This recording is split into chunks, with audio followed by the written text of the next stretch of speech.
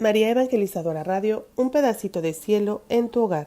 Te presenta el santo de hoy, 26 de octubre, San Alfredo el Grande, rey de Wessex.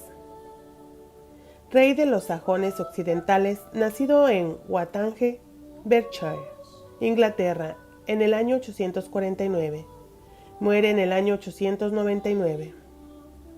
Alfredo fue el quinto hijo de Ethelwulf, rey de Wessex, y de Osburh, su reina, de la real casa de Jutes de Witch. Cuando tenía 4 años de edad, de acuerdo a una historia que se ha repetido tan frecuentemente que generalmente se acepta como verdadera, fue enviado por su padre a Roma, donde fue ungido rey por el Papa San Leo IV. Esto, sin embargo, como muchas leyendas que han cristalizado acerca del nombre de Alfredo, no tienen fundamento. 2 años después, en el año 855, Ethelwulf peregrinó a Roma, llevando a Alfredo con él. Esta visita, documentada por Acer, es aceptada como auténtica por los historiadores modernos. Ethelwulf murió en el año 858 y Wessex fue gobernado por sus hijos Ethelbald, Ethelbert y Ethelred, sucesivamente hasta el año 871, cuando Alfredo subió al trono. Nada se sabe de sus actividades durante los reinados de Ethelbald y Ethelbert, pero John Acer, hablando de él durante el reinado de Ethelred, le da el título de Secundarius.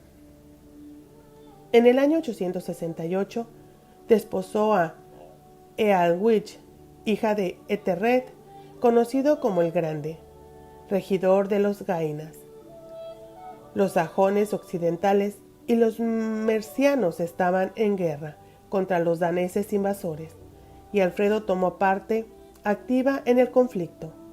Ascendió al trono durante los más intensos de este conflicto, pero para finales del año había logrado la paz, probablemente pagando una suma de dinero a los invasores. Wessex disfrutó de la paz por unos pocos años, pues alrededor del año 875 los daneses renovaron sus ataques. Fueron expulsados entonces y nuevamente en el año 876 y 877, cada vez haciendo solemnes promesas de paz. En el año 878 vino la gran invasión bajo el mando de Gurud. Por unos pocos meses los daneses lograron éxitos, pero alrededor de la Pascua Alfredo se estableció en Aternay y luego marchó a Brixton, reuniendo nuevas fuerzas en el camino en la batalla de Etardun, probablemente el actual Edington en Wiltshire, derrotado a los daneses.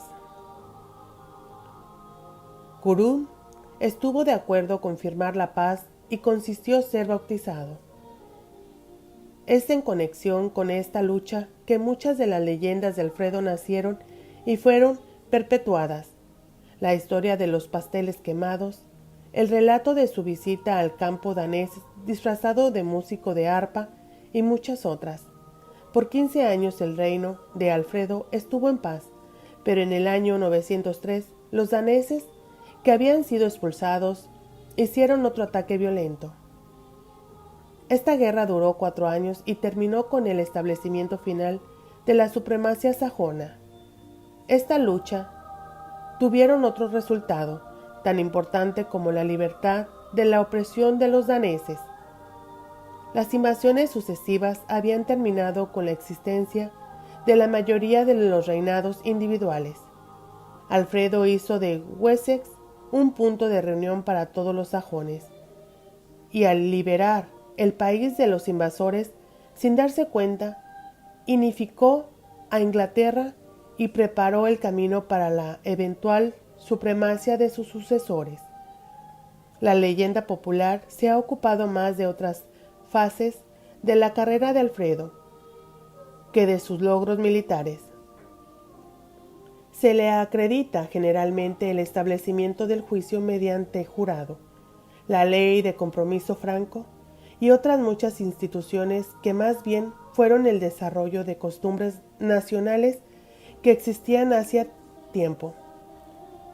Él es representado como el fundador de Orford, afirmación que investigaciones recientes han desmentido, pero incluso eliminando la parte legendaria de la historia de Alfredo, de ninguna manera disminuye su grandeza, ya que existen muchísimos logros documentados a su favor. Su propia evaluación de lo que hizo por la regeneración de Inglaterra es modesta al lado de la auténtica historia de sus actos. Luchó, nos cuenta él, para reunir todo lo que parecía bueno en las viejas leyes inglesas y añade: no me aventuré a fijar mucho de lo mío, porque yo no sabía que iba a ser aprobado por los que venían después de nosotros. No solo codifico y promulgo leyes, sino que busco también que fueran aplicadas, e insisto que la justicia debía ser dispensada sin miedo o favoritismo. Dedicó sus energías a restaurar lo que había sido destruido por las largas guerras con los invasores. Se reconstruyeron y fundaron monasterios y mandó a traer a estudiosos de otras tierras. Hizo llegar al arzobispo Plymouth y el obispo Werfrin de Mercia, a Grimbold y a Juan el Viejo sajón de otras tierras teutónicas, a Sir John Scotus y a muchos otros más.